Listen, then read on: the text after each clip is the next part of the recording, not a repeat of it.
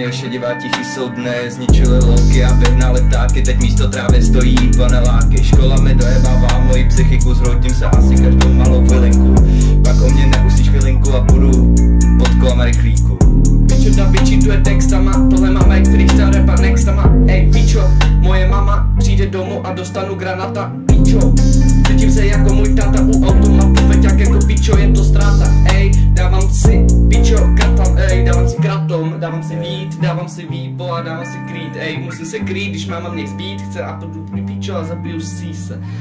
Střevíce nenosím na nohou, protože jsem debil a pičo je blaho. Blaho je uvídka, jsem tady safe. Možná ti to může přijít, kurva dětinský, že náš vztah vaří na spínacích špendlících. Bojím se tady dál, nevím co bude dál, protože nevím jestli mě máš vážně ráda, nebo jestli je to jenom hra.